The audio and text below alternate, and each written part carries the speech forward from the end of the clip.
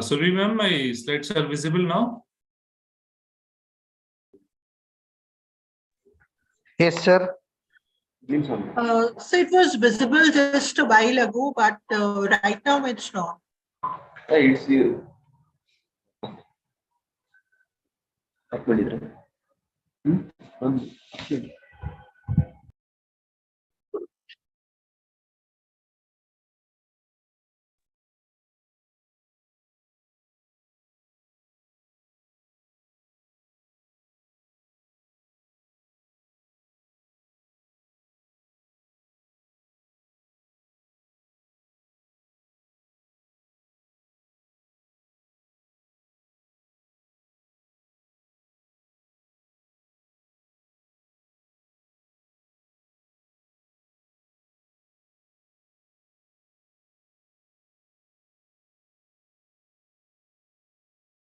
Now it's visible perfectly?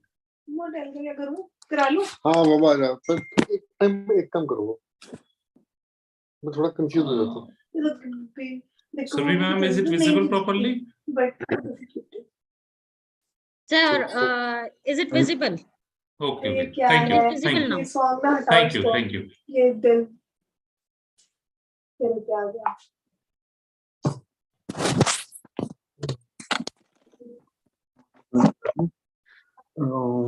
I request all the participants to please mute your mics.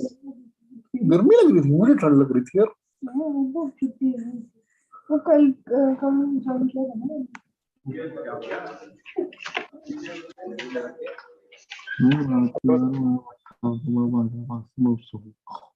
ना अभी तो सोई गए I request Dr. Naved Akhtar अब तक रख गए बताना ji madam to please mute your mic. Okay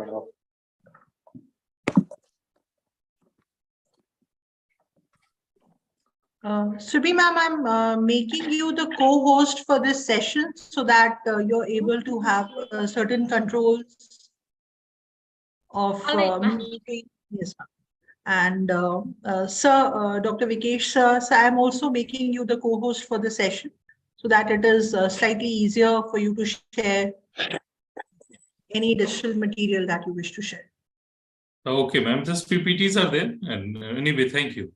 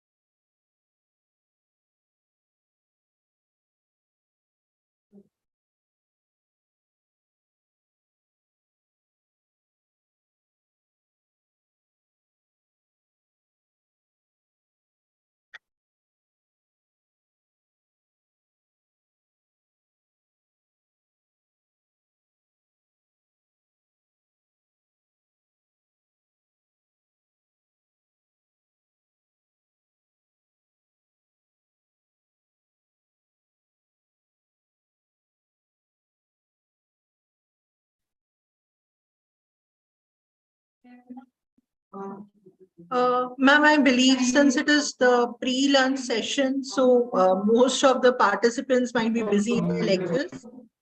So Right, they'll, of course, join us through YouTube Live at any time of their choosing. So I think if sir, you're giving us any green signal, so shall we begin?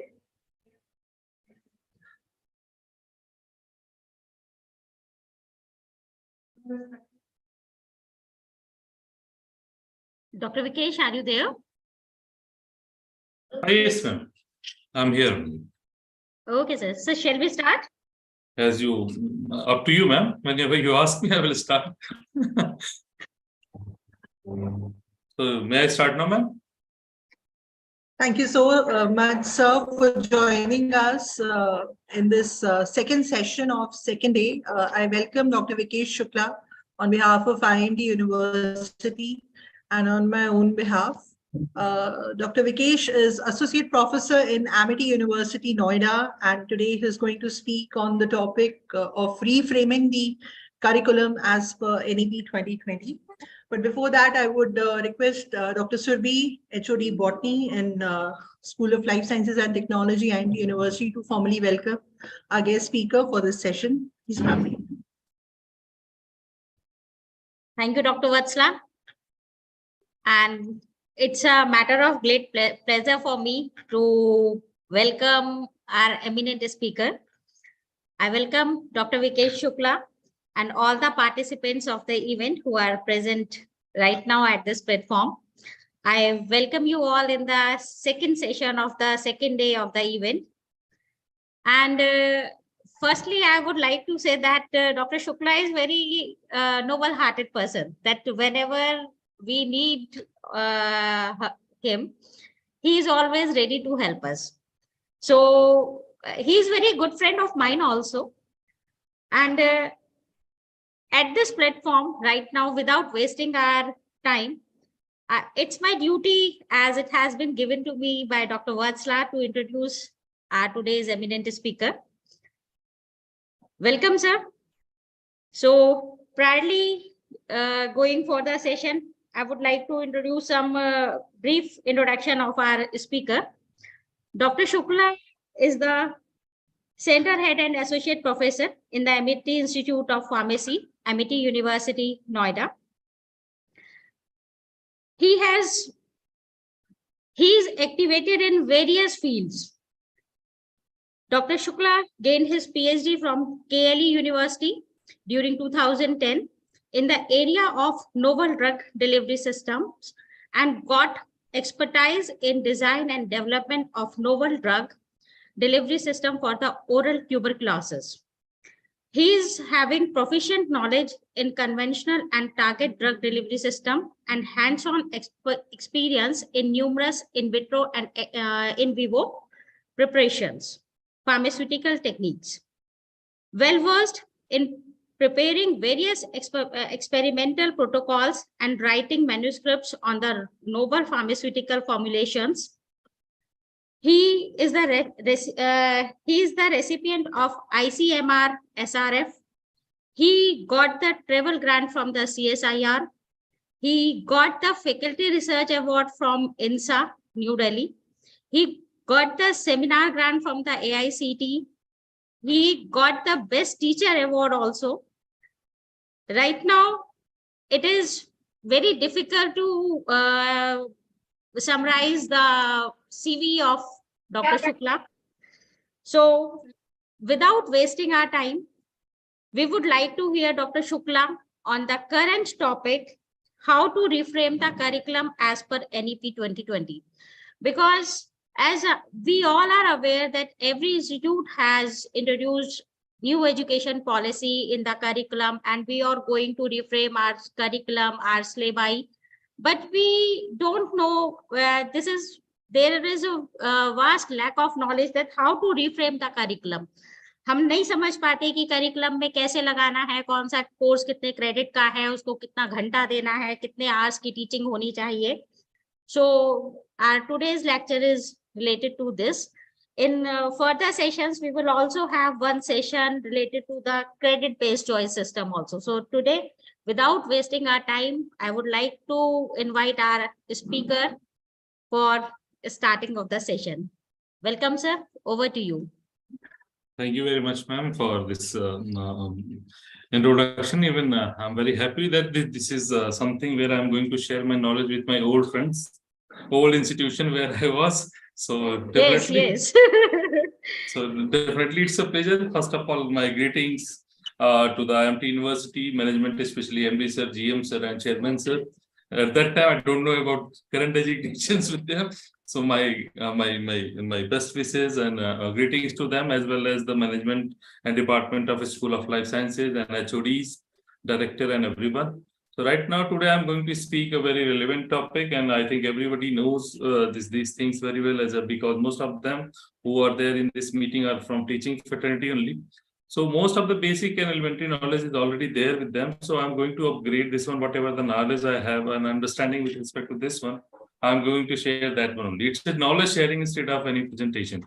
So basically, as we know, Government of India has introduced a new education policy that is known as NEP, because as we teacher believe, the future of a nation is entirely dependent on the education system. And education system is going to lead the overall development of any nation into the current scenario as well as the future perspectives. The objective of this NEP is to develop India educationally as well as professionally and other practical aspects with respect to education, that by 2030 India should be a developed nation with respect to all this educational perspectives. So herewith, as we know, I hope my slides are visible to everyone. Ma'am, is it visible? Yes, sir, it is visible. Okay, so It is visible. As ma'am has already given me, it's moving properly, Yes, sir. ma'am? Okay. Yes, sir. Okay, so ma'am has already given an introduction about me, so I'm skipping these slides. So today my topic for discussion will be to reframe. Just a moment, I don't know how this cursor is moving on. Okay, let me clear my screen first. Okay, so today's my topic would be to reframe the curriculum as per NEP 2020. So basically, this particular, as far as this National Education Policy 2020 is concerned, this is the new policy which is given by Government of India and which is going to have an impact on our education system. Basically, the objective of this policy is that policy is formulated by Government of India to promote and regulate education system in India. So first of all, the first change they have made in the Department of HRD itself, that Ministry of Human Resource Development is now known as Department of Education. So this is the major change, major reform they have done. So as far as if we see the history of national education policy,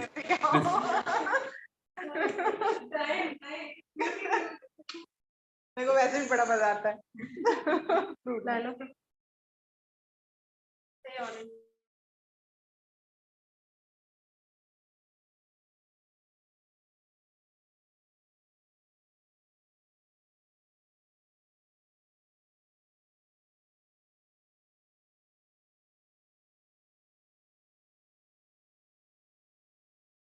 is it visible?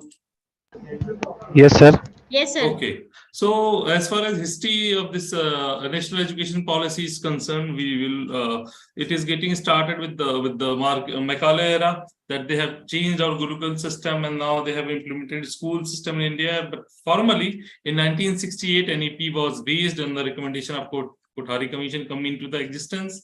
Again, 1986, Government of India, which is led by Rajiv Gandhi, introduced a new national education policy on education. Again, in 1986, NEP was modified in 1992 by our previous PM PV Narasimha Rao government. And as on date, current by 29 July 2020, the Cabinet of Government of India has approved new education policy, which is based on MHRD draft and NEP, which is a draft that is 2019 and implemented from 29 July 2020. So basically, as far as aim of this new education policy is concerned, the aim of this one, this particular policy is that convert India into the global knowledge superpower, transform India education system by 2040. And the vision that India should have a new education system. Basically, their focus will be rooted in Indian that contributes directly or indirectly transformation of Indian substantially into the equitable and vibrant knowledge society by providing high quality education to all, and thereby making India a knowledge-based superpower with respect to in this particular area. So as far as this particular graph, if we see, this particular national education policy is going to focus on higher education. My lecture and my talk is going to be focused on higher education, especially with respect to development of regional languages and regional aspects, regional aspirations as well. So this is the content of my presentation, and as well as content of the national education policy. If we see at a large, we will find that there is a four major parts in current education policy. First one, the school education; second, higher education; third, other key areas where we need to focus; and fourth one, making it how we are going to make it happen and credit policy, etc., etc. So first part, I'm not going to do basic things because we know this is already there in the media and everything going on. So I'm just going to discuss main points with respect to each and every aspect. So first part is going to discuss with respect to school education. So what are the changes are there that we are going to discuss one by one? The first one is early childhood care and education. Basically, this is the foundation of learning. And here they are looking for introduction of regional languages. Second, foundational literacy and numeracy, urgent and prerequisite with respect to learning, curtailing dropout rates and ensuring universal access to the education at all levels. Because earlier we know COVID-19, so many other economic, social, so many stigmas are there with respect to Indian society. So this new education policy is going to focus on education at all level, especially with respect to dropouts. Curriculum and pedagogy in schools, learning should be holistic, integrated, enjoyable, and engaging. This is one more thing, one more aspects where we need to work earlier. Earlier governments are also work very well, but still there is a gap between all these things. So we need this particular new education policy is going to focus on these aspects as well. Third one is school teachers, their training, and also they have introduced a new 4-year program for the same equitable and inclusive education. And this is going to give the learning for all, like irrespective of age groups. We are going there. This particular education policy is going to focus on education with respect to everyone. Second, efficient resourcing and effective government through school complexes, clusters, standards, setting, and accreditation with respect to school educations, like removal of board, introduction of national policy, a single board for all those things. These are there with respect to this one. The second part, where we are working, that is the higher education, and my focus will be in that part only. So first of all, according to this particular new education. Again, I request all the participants to mute their mic.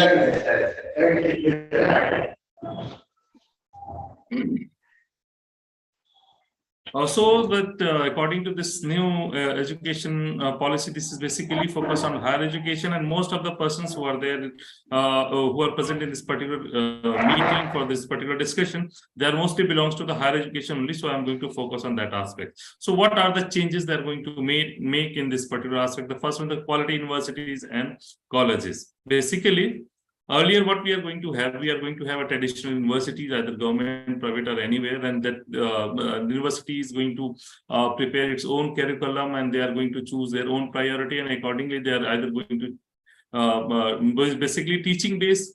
Good universities are looking for research as well. But here, in this particular new policy, they have categorized this university. I will come on this point later on. Second, institutional restructuring and consolidation. This is again a more important thing towards a more holistic and multidisciplinary education to the all, with respect to the different section, like multiple exit, multiple entry, and one person and one student can do more than one degree at the same time. So many things are there that will come one by one. Fourth aspect is optimal learning environment and support for the student. Definitely, they have created a national digital library and a national facility resource center for the same. They are going to support the student and student committee by this way. They are going to give different facilities, facilitation to the faculties to motivate, energize them, and to prepare a capable faculty for the higher education.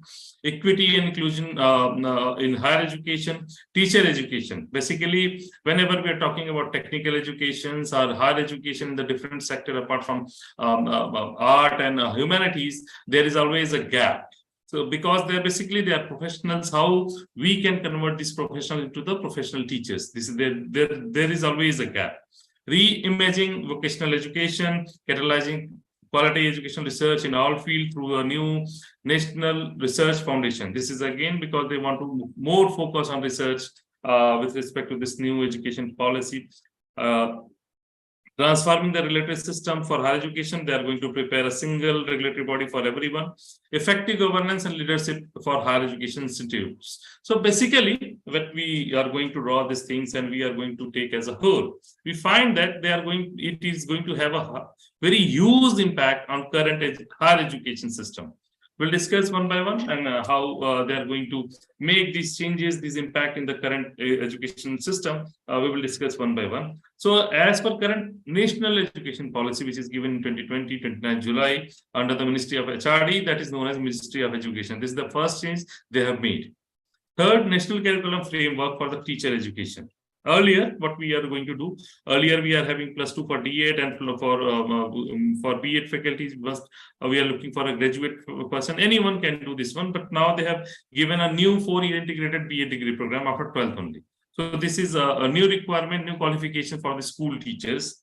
Single regulator. This is the again new thing they have introduced, because earlier in current scenario, if we find there is a multiple regulators according to their course. Like for engineering course, we are having IIMT. For university humanities and other courses, deemed university, central university, we are having UGC. For pharmacy education, we have PCI, Pharmacy Council of India. For law, we are having Bar Council of India. For architecture, similarly, nursing, dental, medical, so many things are there, and so many regulators are there. They are going to somewhat they are going to interact with one another with respect to regulations, with respect to the facilities, which is going to be created in a single institute where the multiple courses are going to be offered. So here, what the changes has been made, they are going to create a single regulator, but I would like to make a few things clear over here as per the recent facility or the recent modification they have made as a regulator. The BCI and Medical Council of India is going to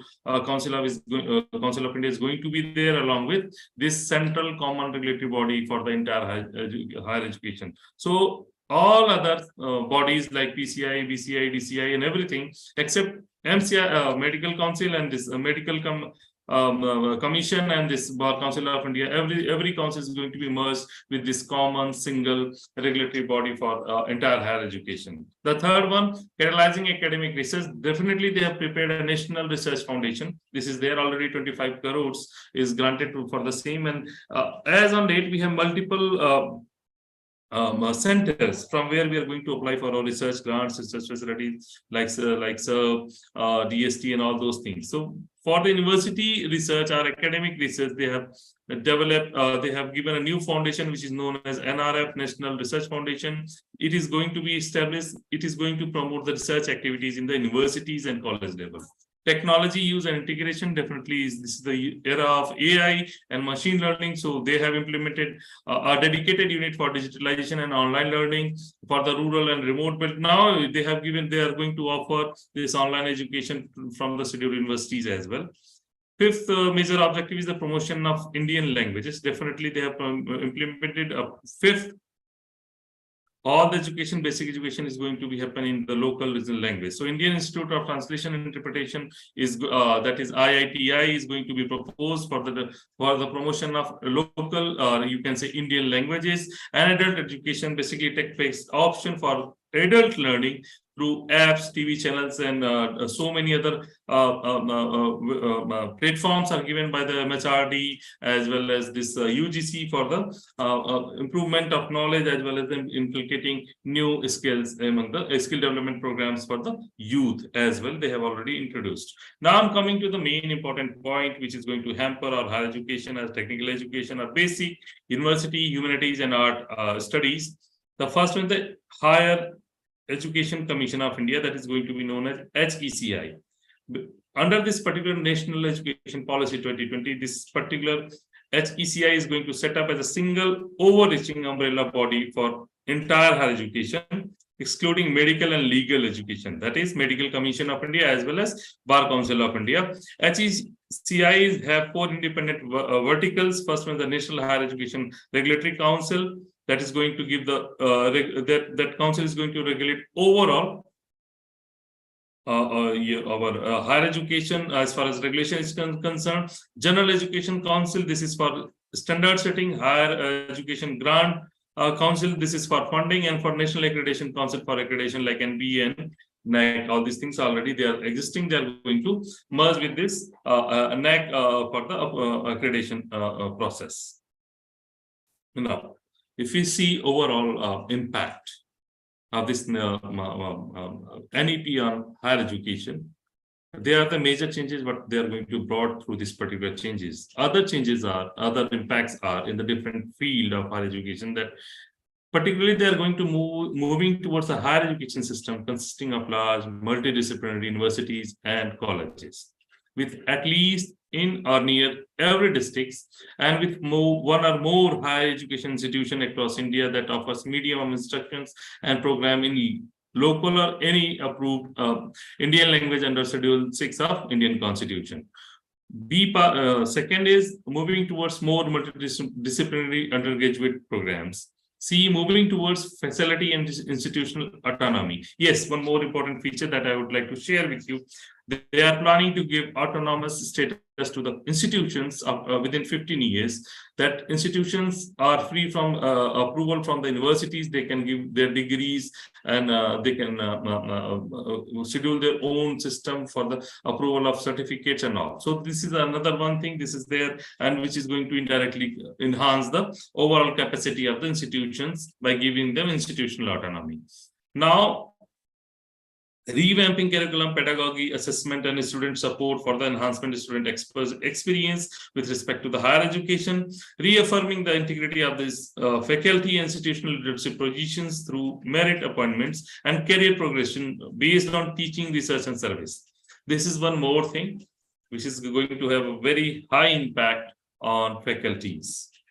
Definitely, they're going to have a look on merit appointments and career progression. This is definitely going to improve your career perspectives.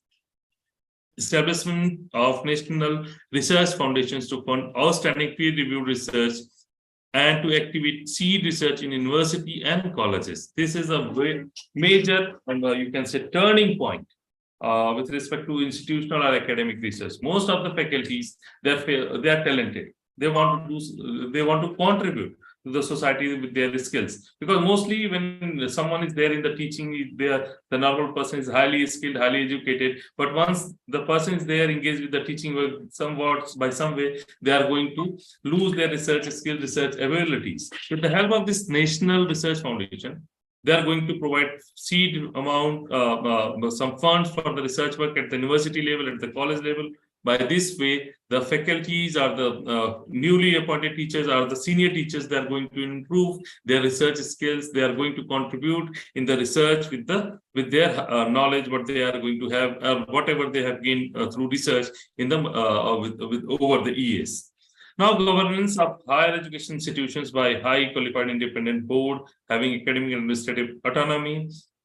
Light but tight regulation by a single regulator for higher education. Yes.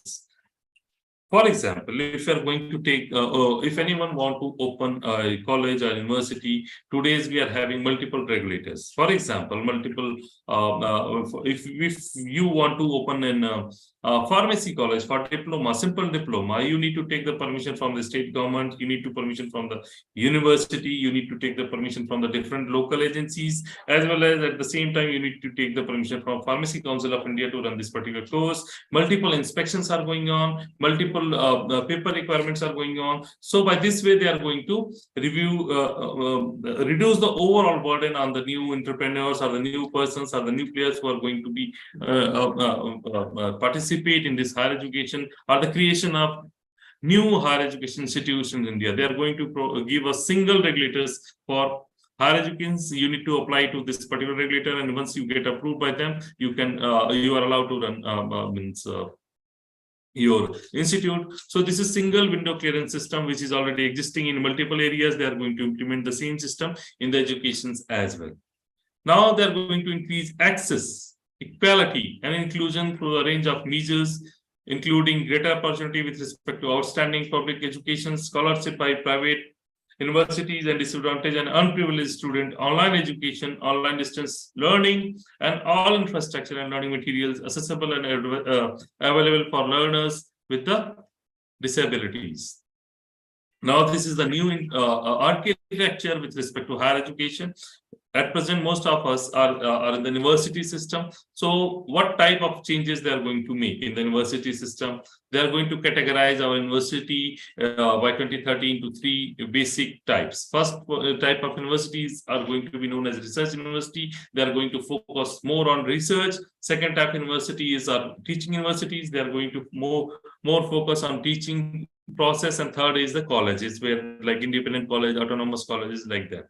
So if we go through this, we find that they are going to offer high quality teaching across undergraduate. I'm talking about research universities, undergraduate, masters, PhD, professional vocational programs. It is expected that over a period of 2 decades, like 40, you can say a couple of hundred institutions, say 150 or 300, will belong to type 1. It means they are going to be a research university in India. And this ultimately, if you are having more number of research universities, more number of innovations. This is the overall idea. So each will aim for on-campus enrollment of 500 to 2,500 or more students. They will aim to become world-class research universities and compete with the global institutions. So if we are going to review overall means presence of a number of Indian universities in the global index with respect to research universities, rarely we are finding some IITs or some national institutes. They are there, but it's very rare. So this is a focus of Indian government, that they want to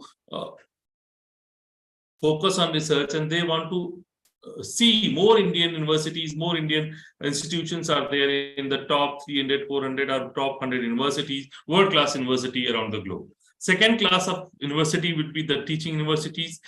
This type of universities are going to focus primarily on high quality teaching across disciplines, programs, including UG to PhD, while also significant contributing with the cutting-edge progressive research. Such institution will target enrollment between 5,000 to 225,000 or more. They may have multiple campuses. It is expected that there will be several hundred such universities, says 1,000 to 2,000, creating over a period of 2 decades. Some of them may join rank with respect to type 1 university if they are going to more focus on university. So this type of university is going to be the mixed type university, teaching and research based university. Mostly in India, we are having this kind of universities. Third is the colleges, good university, autonomous colleges, where they are going to offer different kind of courses. So basically, type 3 colleges are going to focus exclusively on the goal of high quality teaching.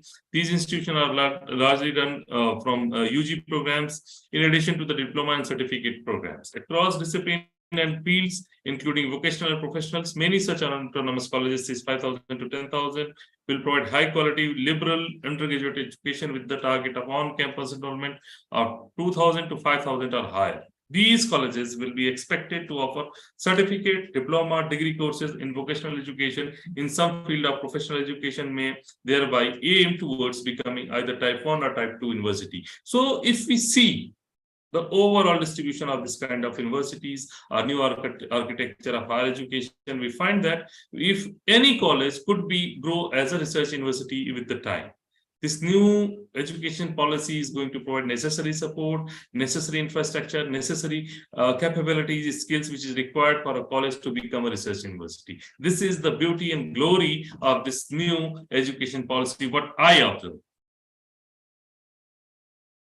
So this is something where we are talking about multidisciplinary education and research universities, that is also known as MERUS, a model public university for holistic and multidisciplinary education at IITs, IIMs, etc. are NIPERS for with respect to pharmacy. So this is the overall flow chart according to the number of universities which are there in the like research university. If you find they are very less in number, and autonomous colleges, if you find they are very more than. So basically, what we are looking for and why they are different from one another. In the research university, they are going to more focus on research work, research capabilities, skill development into the research skill development into the scholars as well as faculties. They are more focusing on the point where, according to their own priorities, they are going to focus on their own research domain.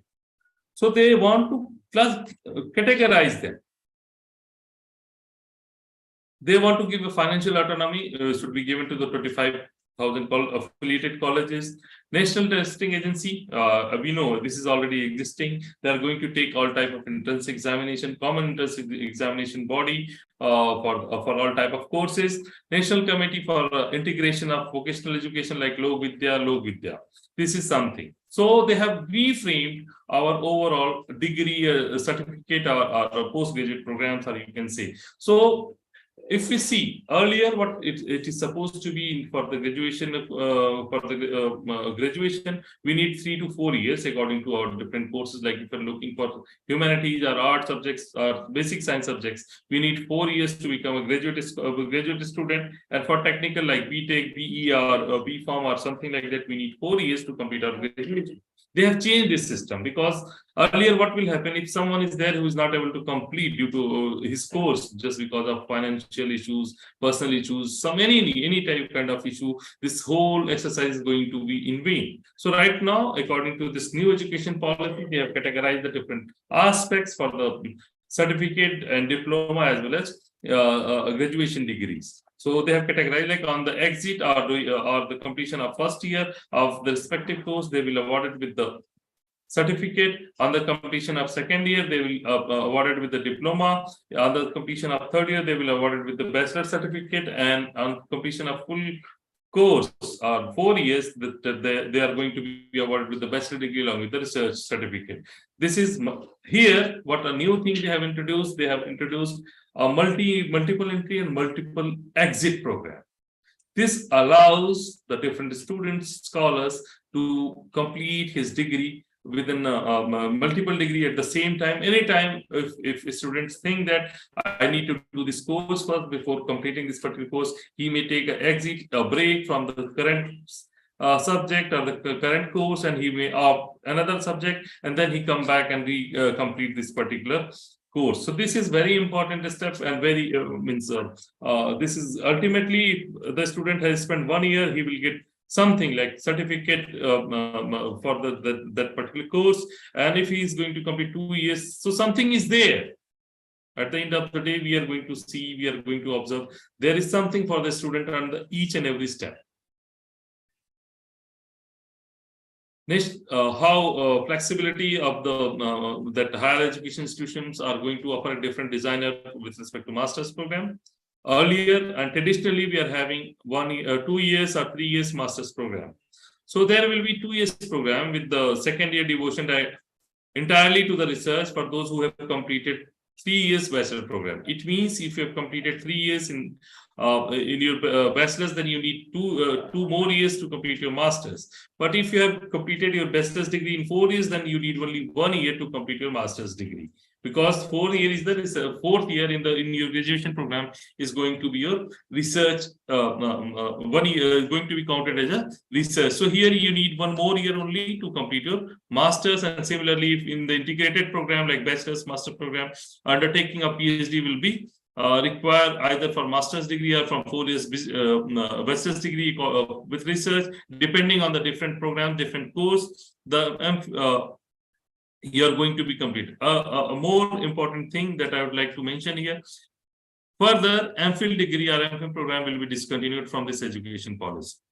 This is a very important thing, and to note that there will be no more MPhil programs in any university in India. So right now, whenever we're talking about holistic approach or multidisciplinary education, few more things are there that need to be discussed, need to be thinking. So assessment of educational approach to undergraduate education that integrates the humanities and art with the science, technology, engineering, and mathematics.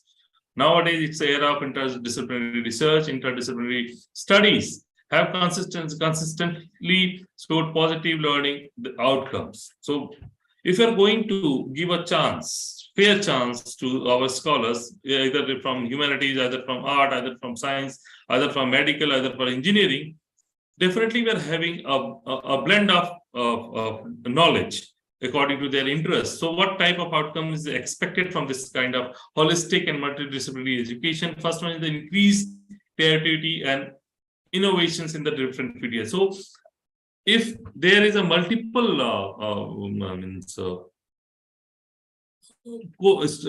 base, multiple backgrounds are going to be involved in a single type. So definitely different kind of creativity is going to be observed, different type of innovation products are there, and critical thinking could take place, higher order thinking capabilities are going to be, we are going to enhance problem solving abilities, we are going to inculcate a sense of teamwork, communication going to improve communication skills, more in-depth learning, mastery of curricular across field, increase in social and moral awareness, etc., etc.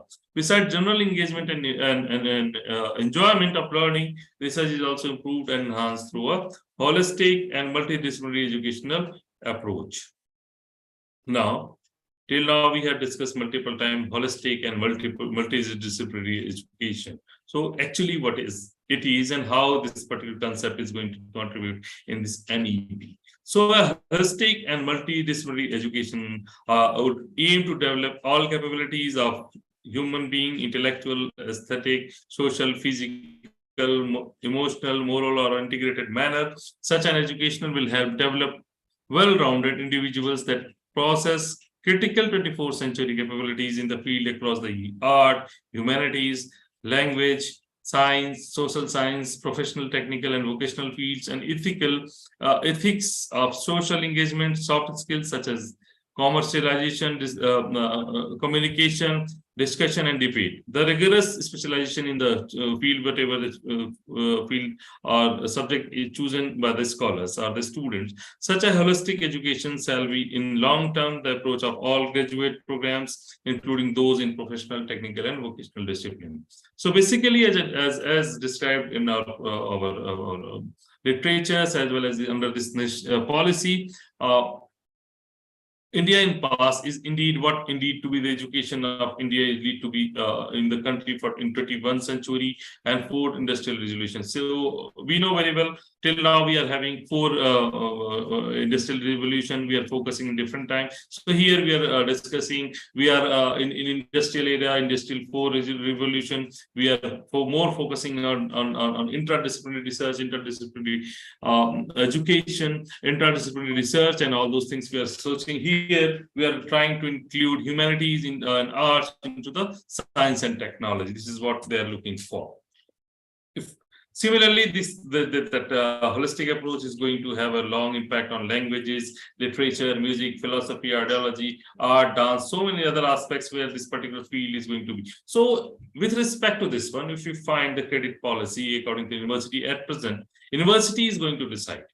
National curriculum is going to decide that what type of credit, how much credit they are going to offer. So basically, this is the uniform system. They are going to offer a uniform system for each and everywhere, irrespective of the state, irrespective of the colleges. If you're doing any XYZ course, you have to follow the similar credit system, which is applicable throughout India equally. So there will be no variation, university to university variation, or state to state variation, or board to board variation. They're going to introduce and implement a common system for the for different courses. Apart from this, so many other aspects are there according to the requirement of course that is also under debate. So many things are there that cannot be just with the single evaluation process, but still according to this particular policy, they are going to have different aspects with respect to credit and policy. So what are the challenges or the problem which is going to be faced by higher education system at present? So basically, if you find the first one is the rigid separation of disciplines, which early specialization stream of the student to the study, they are going to be a very complex process. Second, limited access, particularly to the social, economically disadvantaged area, like remote areas or some educationally backward states, where few higher education institutes are there that are going to teach local languages or in the local language where they are going to do, because most of the technical and scientific educations are there in the English language only, and language is a big bar for these rural scholars. Limited teachers and institutional autonomy, definitely this is there. We know very well we are as of now in the university system only. So they are, with the help of this new education policy, we are going to break this boundary. So large universities join with the different colleges resulting with the lowest standard and undergraduate program. So with this new education policy, we are going to address all these issues with respect to this one. What type of changes as a whole this new higher education policy is going to make?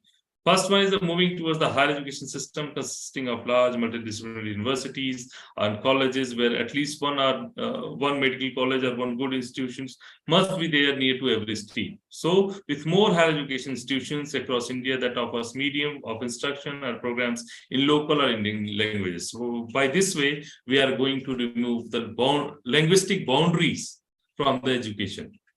We are going to improve the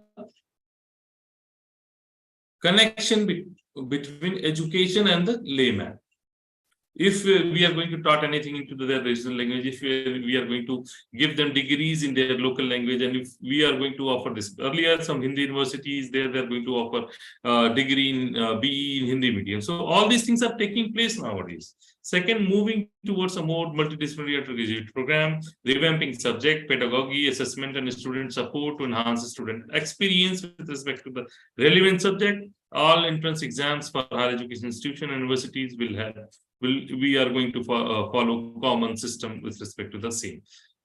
So this is a major part where we want to focus, where we are, that how this new national education policy is going to have impact on our higher education system. The second, other key areas where we are going to focus with respect to this current education policy, that online and digital education, ensuring equitable use of technology. So this could possible with the subjects like art and humanities, but sometimes this is not possible with the technical subjects like medical and engineering. But still, this is a very good mode, and in this COVID era, we learn a lot that how to use this online and digital education for our day-to-day practice as well as to enhance our knowledge. Creating a dedicated unit for building a world-class digital infrastructure, educational digital content and capacity. So they are going to mainly focus on 5 aspects. First, in the professional education. Second, adult education and lifelong education. Promotion of Indian language, art, and culture with this new policy by implementing a different this concept at different level. Technology use and integration like AI and machine learning is giving a very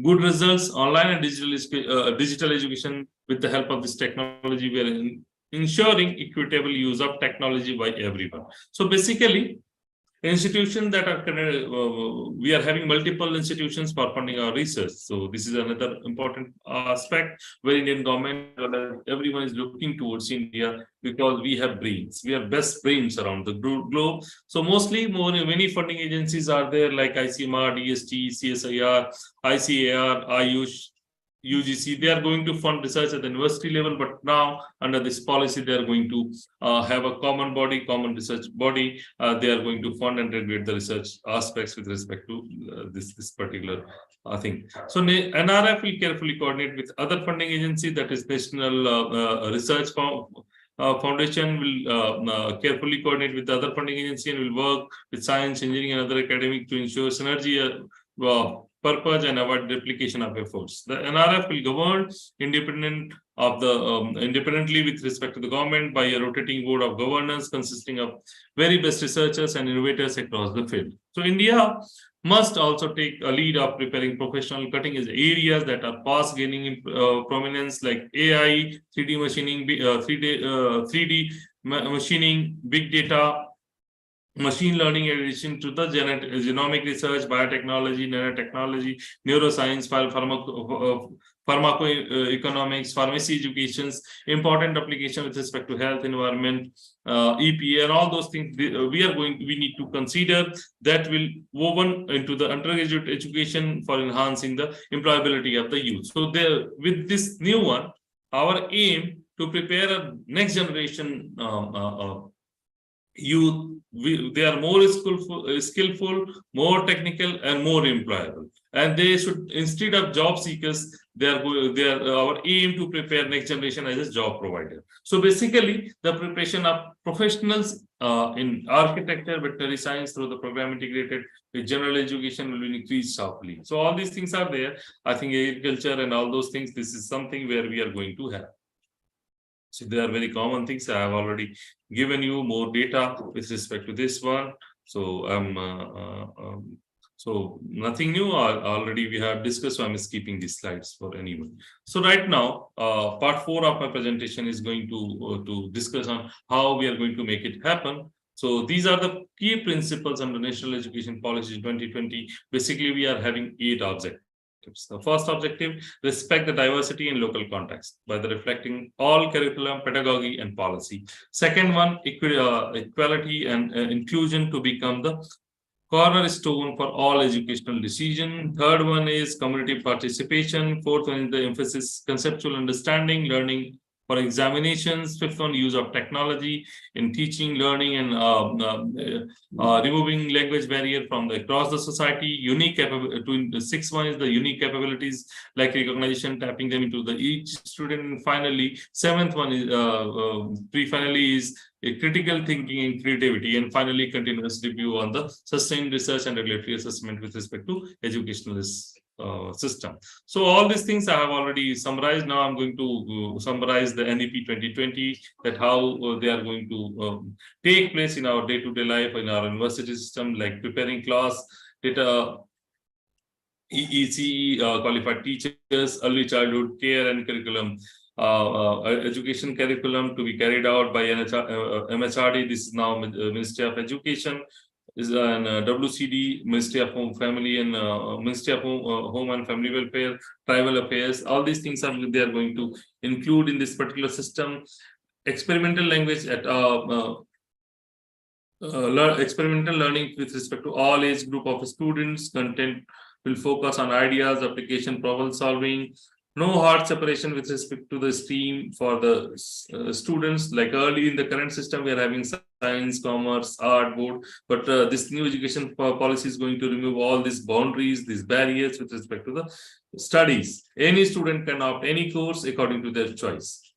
So credit policy here, earlier what we have traditionally, we are having a standard credit policy, but now credit transfer policy is there with what they have introduced. Whatsoever that particular person has done, or if any course he has done from SOAM website or something, that credit is going to be added into their final performance. So this is a new thing what they have implemented. Nutritional health card, definitely it's a very important thing. This particular aspect is included in national health education policy to reduce the dropouts from the schools. Regular health checkups for the school students. 3 languages learned. 3 languages going to be learned by the children will be the choice of the state, region, and student and their regional aspirations. Bagless days. Earlier, in our school days, we are having heavy bags. So right now they have introduced at least 10 days in a year should be the in a calendar year should be the bagless days. Medium of instruction should be label as the language till grade 8. So ultimately, this is going to hamper our next generation English language. This is debatable. Curriculum content to be reduced. NIUS open schools to offer courses for grade 3, 5, and 8. Importance of board examinations are reduced. So now they're looking for only one board at 12th. So they have reduced the importance of board at 10th. Examinations can be conducted twice a year, 360-degree holistic report card for the students. So now their national curriculum or pedagogical framework for the to be developed by NCERT for the nation. Coding to be taught to each and every student from class 6 onwards. Various new provisions for the children and disabilities should be there. E-content need to be developed into the regional language for the better understanding. At a school level, they are going to focus on the nutrition to reduce the dropouts. So they have introduced nutritional and health cards for the regular checkups of the school students. So by this way, they are going to increase the school students, reducing the overall number of the dropout students from the schools, especially in the rural and remote areas. These are a few other things. I have most of the things are already discussed, so I'm not going to make duplicate effects, but still this is there. By this way, they are going to improve the overall system. So what are the highlights? Earlier, we have a traditional system of 10+2 system that has been introduced, but now they have changed this system with 5+3+3+4 system for the schooling. At the middle age, computer coding will be taught at the class. This is going to be start from 6, which I have already explained. Internship and practical experience training is there. They have been introduced, and semester system for the examination, like a student will have to appear examination twice a year. This is a very good thing. Earlier, what if anyone fails, he need to wait for 1 year for the next year, when again the board examinations are going to be conducted. But now, under this new policy, NEP 2020, the examinations are going to be conducted twice a year. So the student or the scholar can give the examination 2 times in a year. So earlier they have given they have renamed this particular education system, basic education system, like foundation stage, preparatory stage, middle school stage, and high school stage. So already so much things are there, and which is already explained in media, so I'm not going to discuss once again. This is the overall system where we are this new pedagogy, or you can say curriculum structures are there, but our previous academic structures are like that. As the age of 6 to 16, you need to follow 10, and then you need to, for 2 you must be 16 to 18. But now they have reformed this this way, like foundational course, preparatory, middle, and secondary. So here, if you see, there is a 5+3+3+4. At the age of 18, you are going to complete your secondary education, and here they have implemented a board examination, or you can say board at 12th level. This is a new thing. Earlier, we are having 2 boards at 10th and +2. These 2 boards are there in the current system, but in the new implementing system, we are having a single board system at 12th. So all these things, and CF already there, National Curriculum Framework. This document seeks to provide the framework within each teacher and school can choose and plan experience that they think children should have. So according to this freedom they have given, but they have certain issues like educational purpose, educational experience, organizational experience, as well as assessing learning. These all things that is school need to address, and you need, according to this National Curriculum Framework, they have given their ideas, they have given their suggestions, they have given their regulations, and its school has to implement according to NCF 2005. This is a few more things that is there, why we are looking for National Curriculum Framework. The first one, the overall, to remove illness of the present school education system. Second, learning become isolated activity than life. Inflexibility of school practice, neglectance whole personality of the child, school discouraging creative thinking or innovation ability of the schools at the school level, neglecting present of the child for future. So this is something why this NCF is very much important, or you can say these are the few issues that is going to be addressed by this new NCF 2005. So basically, as an answer, it is only suggestive and provide guidelines for the different aspects of education. NCF 2005 based on constructive activities, all the state also provide SCF state curriculum framework in line with National Curriculum Framework, make school education comparable across country with quantitative terms, and ensure national integration without compromising the country pluralistic characteristics. This is one more thing. So what are the plus pros and what are the cons with respect to this NEP 2020? So if we are talking about pros, this is going to replace the 10+2 system with 5+3+3+4 structure with state 12 years schooling. NTA is going to conduct common entrance examination in the universities at national level, and government will be setting up new way of research and innovations at the universities and college level by setting NRF, that is National Research Foundation, and a common regulator for all type of courses except medical and law. Students gain greater exposure to vocational skills and coding being taught from class 6. What are the cons with respect to this one? The implementation of this language for the teaching a local or regional language for the teaching up to 5th grade to be continued at the regional language. At the utmost problem, the child or the student will be taught in regional language and therefore will have less approach towards the English language. So their internationalization is going to be a problem, because there is always, we are creating a new bar for the students to communicate with the world, because Hindi is the local language, or any local language, or any Schedule 6 language is a territory specific. So the new generation is going to face a problem while interacting in the English language with the world. English as optional, English as a subject that is going to be optional till class 8, as it is not mandatory. This is again a problem, because all basic education is going to happen into the local language, or the, you can say, regional language. So again, the student or that scholar is going to create a psychological fear towards English. And so the eminent schools will anyway not give up English, and the gap between the wider is going to be more wider with this good school students and this government medium, or you can say government schools. That English language again is going to be a major factor, and it will be difficult for a child to learn English after definitely he's going to face some problems or difficulties while learning. So definitely, as a conclusion of my presentation and my understanding, the new education policy focus on the child overall development. The policy is definitely is going to achieve its objectives by 2030. This is the overall objective, that we want to create a new workforce which is more skillful, technical, and everything, and having interdisciplinary abilities. There was a need for change of existing education policy, which is earlier implemented in 1986.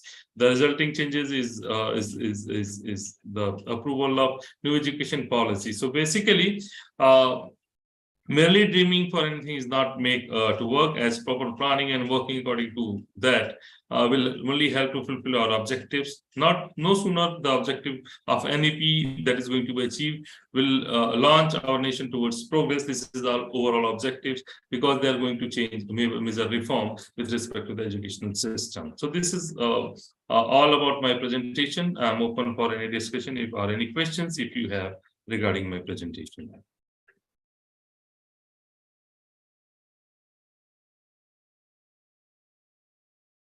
So, ma'am? Yes, sir. So any questions, any doubts? The session is open for any type of questions or any kind of doubts. Please feel free to ask.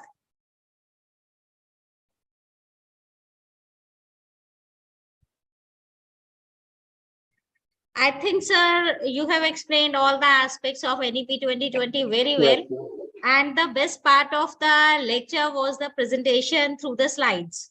The slide presentation was marvelous. I must say that the slides were very professionally touched up, and the slides are itself saying everything about the content. So this was the very nice session which was delivered by Dr. Vikesh Shukla.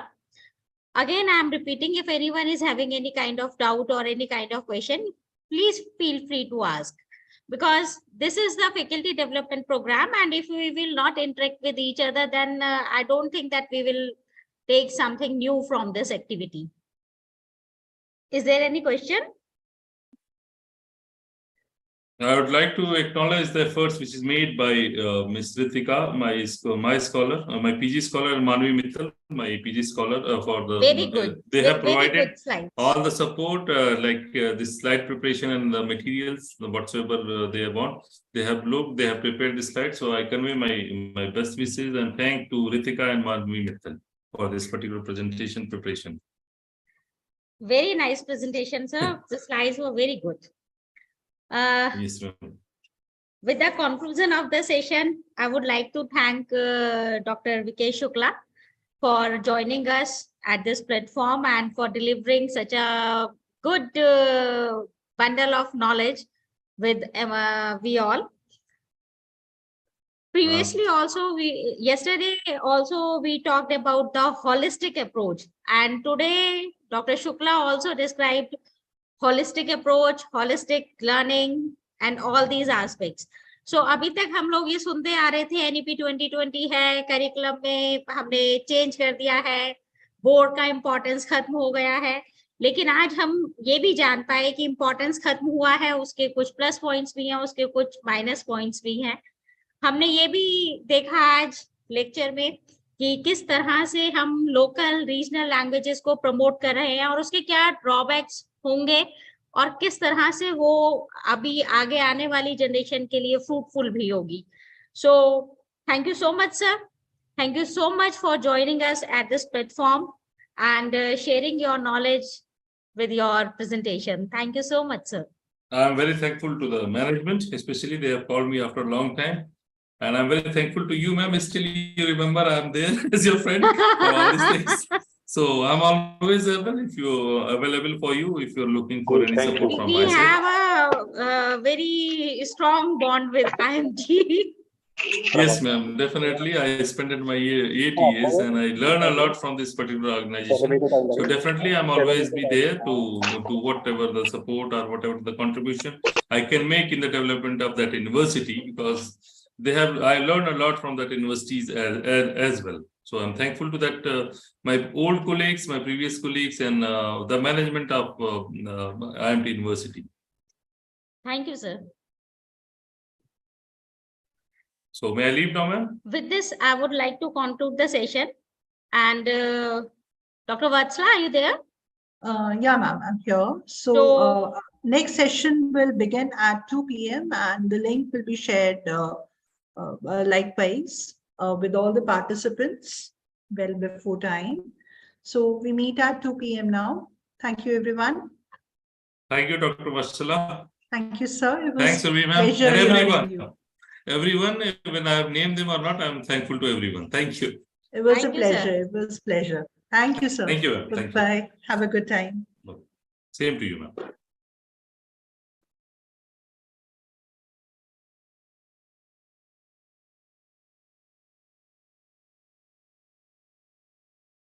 Sorry, my mom. All the participants are also requested to take a short break now since it's lunch time and many of us are sitting here since morning. So we meet at 2 p.m. now and I'll share the link with everyone. Also, there are still a few people who have not filled the feedback form of day one. Since it was day one, so we had a feedback, we'll have a feedback form every day after the end of session, and the timings for submitting the responses will be 10 a.m. of the next day of the upcoming day. So I believe those of you all have still not filled that, please do so. And thank you so much again. Thank you.